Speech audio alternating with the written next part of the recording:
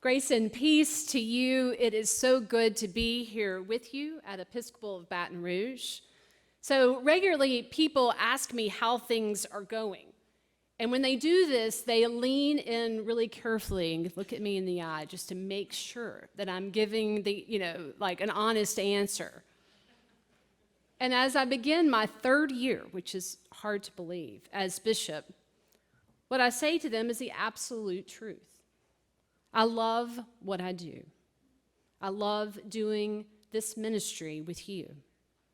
As I travel around to our 48 churches and 13 schools and senior living facilities, attend board meetings and football games, sit on the floor of preschools, eat delicious meals in all of your churches, travel like I need within the wider Episcopal Church, what I see over and over again is hope. Hope for the future, hope in your communities, hope as we instill the love of Jesus in the hearts of our children.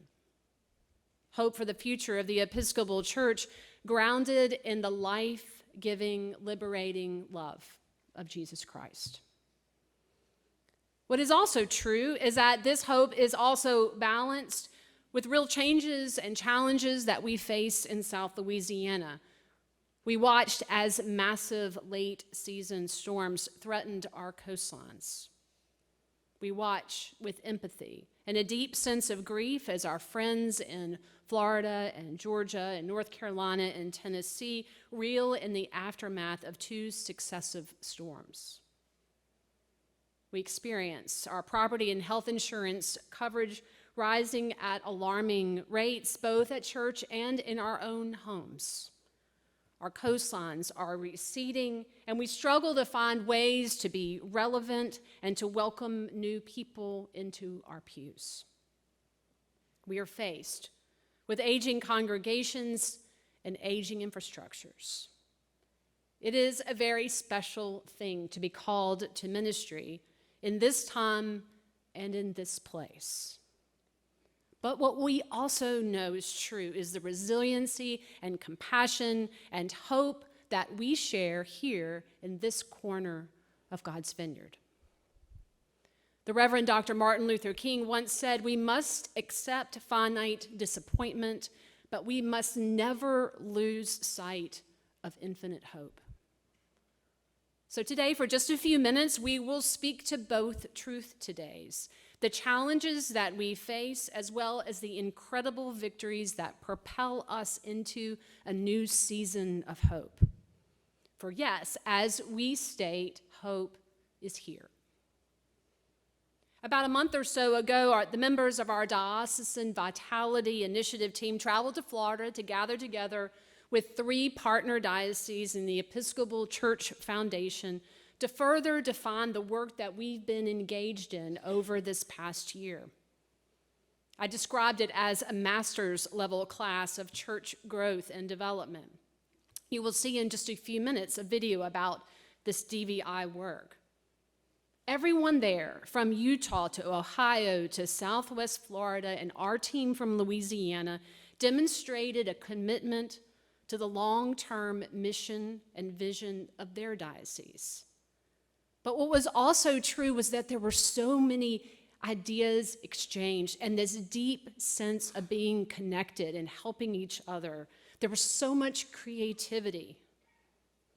But there was one story that in particular that I wanted to share with you.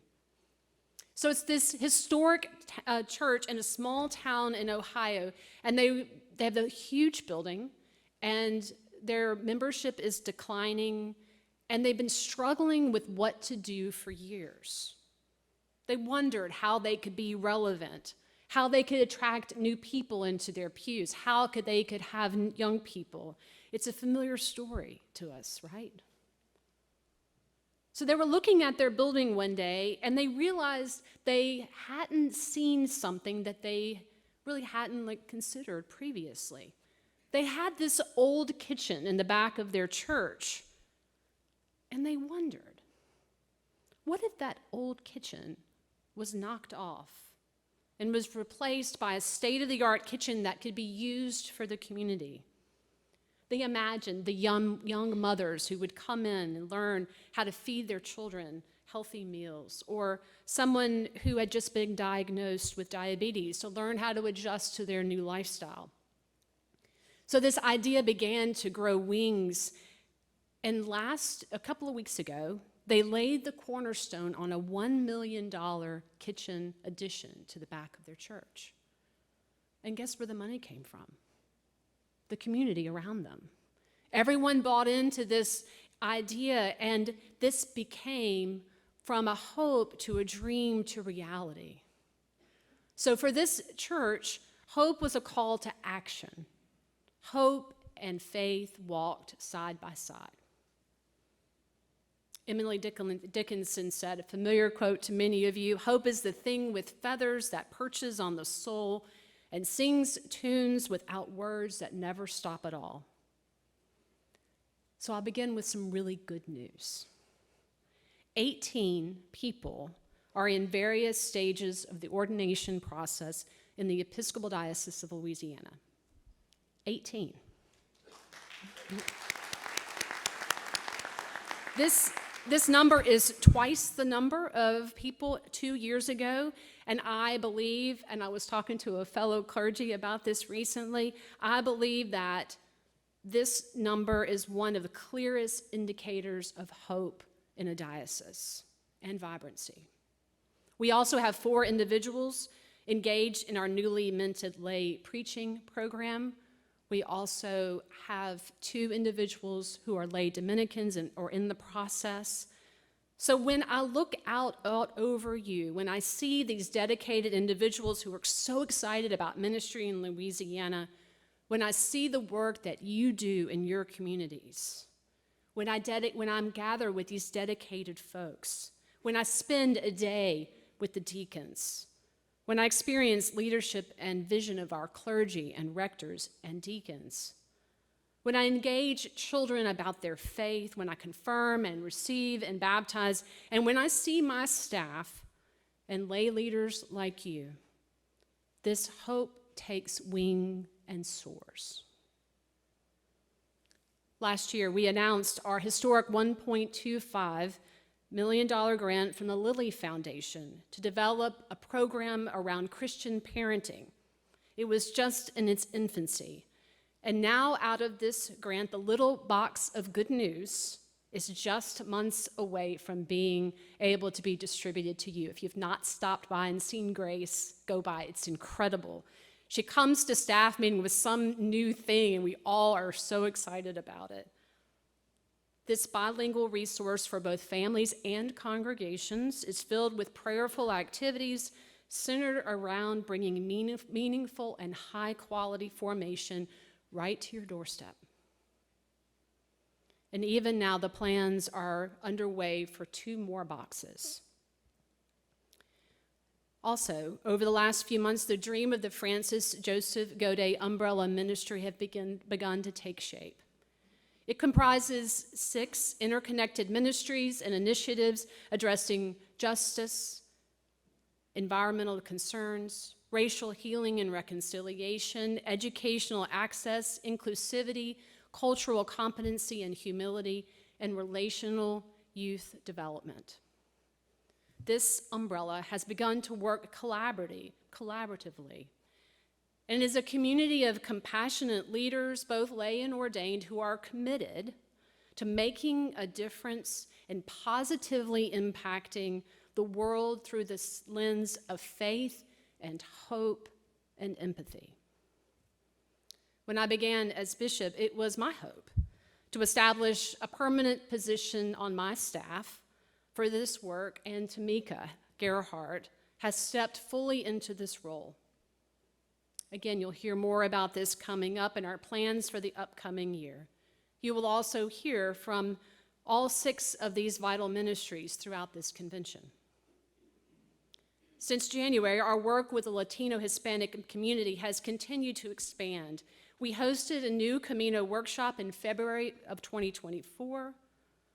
Following this, the Cathedral Vestry initiated their weekly English as a second language classes in partnership with the New Neighborhood Project. Through this, we will establish a model that can be used throughout the diocese. We are also doing something that I'm also very excited about that we can share with the wider church. We are in the process of piloting a Latino-Hispanic ministry discernment guide that was written by Carla and Tamika and Canon McIntyre. And it's right now being piloted by St. Luke's Church. We then hope to be able to share this with the wider church and have already, there's been tremendous energy from other dioceses just like waiting for this resource to come to them. We will also explore other Latino Hispanic ministry opportunities with a current bilingual congregation and connect them with our Go Day umbrella ministries. And some of the things that you've seen that we've put out show, again, this interconnectedness, especially with youth and young adult ministry. I am incredibly grateful for the generosity of Don and Kathy White as they continue to support this vision both financially and also in their support and prayers. We have also been long-term partners, as many of you know, with Episcopal Relief and Development, and have received a long-term recovery grant which provided $150,000 of direct economic support to 41 marginalized families in 2023. In 2024, we received $175,000 and served 60 families. Partnerships with Latino community-based organizations and NOLA Ready have allowed the Diocese of Louisiana to build resilient and sustainable families. Over 350 individuals are better prepared for during and after a disaster. And Carla was just telling me the other day that we have more money for this next year coming up. So this ministry is continuing to find its wings. Just a few weeks ago, I got to spend the day with the deacons. I am so grateful for my archdeacon who has just has infused so much energy, along with the Council of Deacons. Charlie has just done an amazing job infusing this new energy into this ministry. He also currently serves as deacon in charge at Nativity in Rosedale, and I get these great photographs, like randomly, of it, and of Bill Obie. He sends me photographs, like, look, we've got, this going on, come on. And it's just, I love seeing that. That makes me happy. So if you're doing something fun, text me. I love hearing all the good news. But the thing that he has also done is he's also worked with the deacons to travel around the diocese to work with congregations to see how they can be strategic and adaptive in their leadership, no matter how large or small they are, for them to see the ministry that they can do, the things that are possible for them. We are also going to bring before you resolutions about providing base level entry for deacons into the church pension fund. This was something that was brought through the General Convention, and it's a minimum compensation of $25. That's the entry point for the church pension fund, and it gives deacons and non-stipendiary clergy the full access to the benefits of the church pension fund. And also, after many years, I feel as though it's imperative for us to engage in the conversation to allow access of full constitutional voting rights for deacons as well as priests. I really feel like the days of us and them are over, and for both orders of ministry to be fully at the table. During his address this past summer at General Convention, Bishop-elect Sean Rowe quoted Dorothy Day when he said, "Everyone wants a revolution, but nobody wants to do the dishes."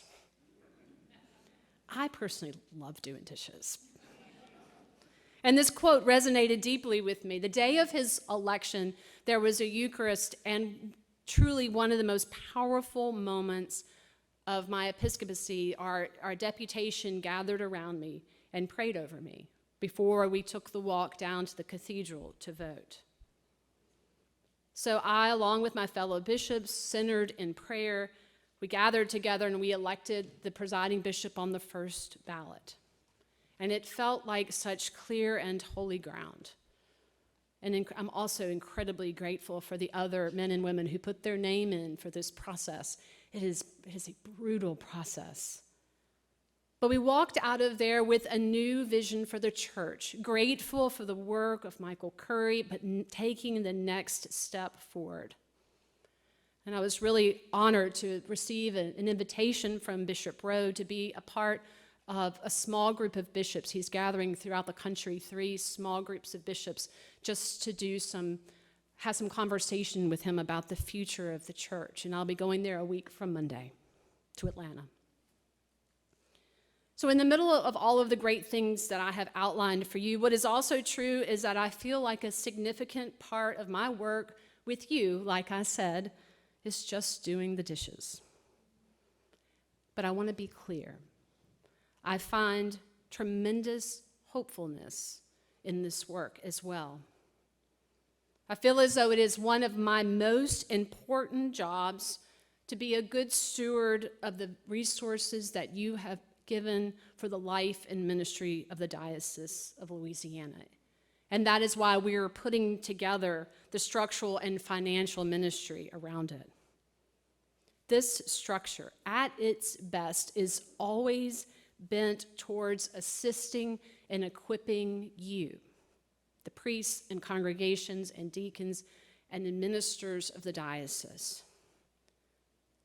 So my hope is that when the time comes for me to hand the crozier over to the 13th Bishop of Louisiana, we will be stronger than when we began. Standing in the middle of this dishes ministry is the work of the Diocesan Vitality Initiative, which I referenced previously. As we engage in conversations around property and liability insurance, as we look at our budget in strategic ways, as we begin to broaden ways to communicate with you more effectively, I know that those conversations will bring with them both great excitement as well as some loss. The diocese will not look like it does today. We will journey through some grief, but also hopefulness. They will stand side by side. Mission and ministry continue even if the context changes. For in the words of our beloved prayer book, life has changed, but not ended. A great example of this that you may not be aware of is the Grace Church Fund. After the closing and selling of Grace Church property on Canal Street, we set up an endowment. This endowment is allowed for congregations to make an application if they're just on the edge of being able to afford a full-time clergy person. Through this fund, this ministry continues to make possible the ministry of our diocese through the legacy of Grace Church. So I'm going to call out the names of the 5 churches that have received these funds over these last few years. And if you will just stand so we can recognize you. St. Michael's in Mandeville. St. John's in Thibodaux. Please stand. The whole group. St. Luke's in New Orleans. St. Francis in Denham Springs. And then the newest addition will be Christ Church in Slidell. So when you look at this, thank you. Y'all can all sit back down again. When you see this is how ministry continues. And as we move through these adaptive ways of being a resource to the wider diocese, I fully expect that this fund will continue to have its impacts for many years to come, that extra bit of support for our congregations who find themselves at that critical junction in ministry. Hopefulness comes when we are reminded that in God all things are being made new. You all just received an email about the work of the Diocesan Vitality Initiative. We have not only sent out the email, we've also given you a PDF for you to put it in your newsletter, post to your websites, and share with your congregation. We have good work ahead of us, including embarking upon an initial feasibility study of a campaign that we plan will be mutually beneficial in the operations in diocesan ministry as well as in local congregations. We have made significant strides in balancing the budget despite large increases in both property and health insurance. The days of siloed leadership have to be put aside. We are all in this together. The next big area of focus for me over the last 2 years has been the long-term sustainability and vitality of the Solomon Center. This began by spending about a year revitalizing the board, establishing an executive committee to directly support the executive director, and we've spent the last 6 months reconciling the finances so that we have a clear picture of where we stand financially. And we've just done this. Our books are completely in order.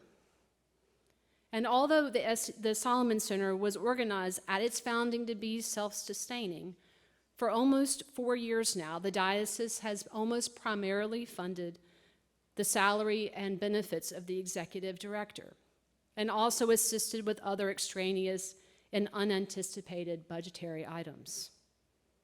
As you can see in your report, Father Dan, who's going to speak to you in just a minute, did an incredible job processing all this information and getting you really good financials for your review. We run about $80,000 a year deficit at the Solomon Center, which is about how much the compensation is for the executive director. Now, that's also barring any large expenses, like air conditioning units going down and things like that.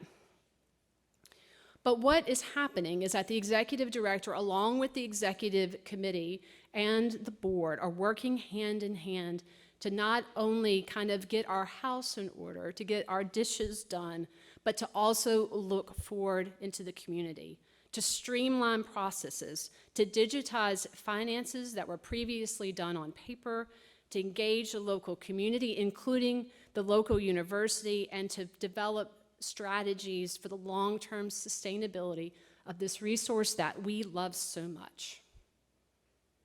In addition, Christwood, under the leadership of Steve Holzab, has graciously stepped in to provide at-cost audio-visual components, okay, get ready, to modernize Room D so that it can be used for virtual and in-person gatherings. Just let that settle in a minute. We simply cannot offer the Solomon Center to the wider community without these resources. If you know or have your business once, especially during the week, the weekends on the Solomon Center are typically full, but on the weekdays, these are perfect opportunities for community organizations, for law firms, for your business to come and spend a few days and we all know, right? Have delicious meals, stay in a beautiful setting, and now have the resources that any business needs in order to do their work in Room D. And we're also going to work on the sound in the big room too. So that we can offer this as a resource. So think about who you know and let us know so that we can also help reach out to them. We have work ahead of us, no doubt. But it was so important for me to understand and have in my hands what we were dealing with. As I said, Keith Crawford has this great quote, and I'm quoted on the DVI video as well. Problems have solutions. And this is a beautiful place for us, and we want to see it go long into the future. So I'll end with saying I cannot do this work alone. My husband, Jimmy, is a constant companion. You all have met him week after week as we travel across the diocese. We always know that things are going to be okay when we pull into a church parking lot and Cindy Obier's red Miata is already there. Nicholas and Tucker are doing great things. I'm deeply blessed by the love and support I receive from them. I also want to thank my amazing staff. Each of you show up every single day with the fullness of gifts and a healthy dose of humor. We have a lot of fun and we work really hard.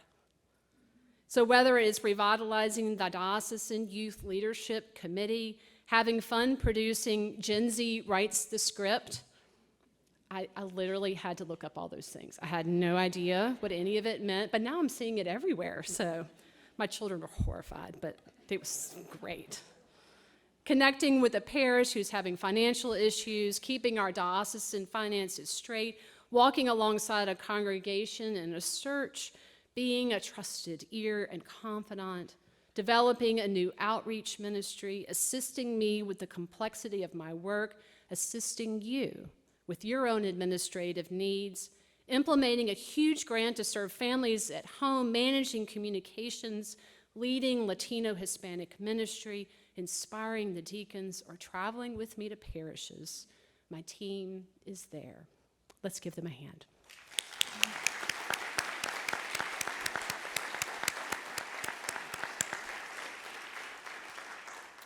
In addition, I have an extraordinary group of volunteers who give so many hours of their lives, and they all have day jobs, and they still answer my phone calls.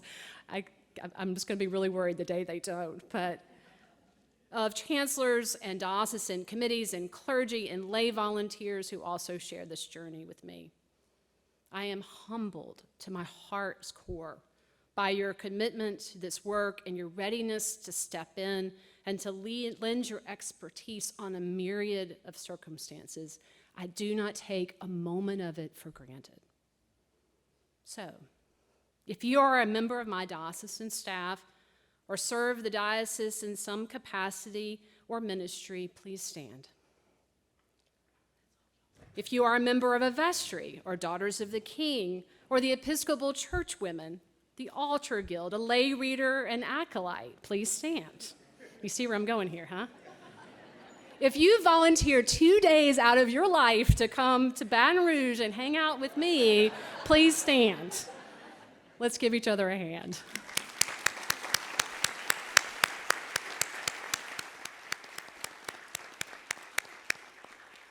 So I want to end with an image that I want to share with you. This photograph was taken the morning of the consecration of Bishop Dorothy Sanders Wells of Mississippi. Just moments before her consecration, the ordaining bishops gathered in this space for conversation before moving into the worship service. This space is the chapel at St. Andrew's Episcopal School in Ridgeland. Actually, it's a congregation, it's a community that I served years ago. And this chapel was built and named in honor of Bishop Duncan Gray, Jr. As many of you know, Bishop Gray was a leader in the civil rights movement and at great personal expense cast a message of hope into a time of incredible darkness. So to be in that space, in that time, in his chapel, with also his son sitting in the room, was holy ground. During this meeting, the senior bishop in the group looked around at all of us and at Dorothy Wells and said, "Remember this moment. Look around this room. These are your people." I said this to my clergy this summer. I had them look around so you all see these, my friends, these are your people. In a few weeks, well, actually 10 days, we will elect the next president of the United States. It is a time of division and contention that rivals other extraordinarily difficult moments in the life of our nation. So I want to leave you with this image of these chairs to remember that what makes this chapel a chapel is not the bricks or the glass or the chairs or the wall, or even the pieces of wood put together for an altar. What makes it sacred, what makes it set apart, is the power of the Holy Spirit that was brought into that space to bless it through our collective prayers and your collective ministry. As you look at this picture, imagine yourself sitting at one of those chairs. Imagine who's sitting at your left and at your right. What chairs are empty? Who is missing that needs to be there? We are each other's people. And I remind and challenge each of us that no matter who we vote for or who wins, we will all have a moment in our lives, in our communities, in our churches to make a decision whether or not we will step into love and acceptance and hope and community instead of ways that we are broken apart and divide ourselves. We as Episcopalians know what it means to hold both sides together, to find that via media is part of our DNA. So when we have an opportunity, each of us have an opportunity, we must be harbingers of peace and reconciliation and love and hope, period.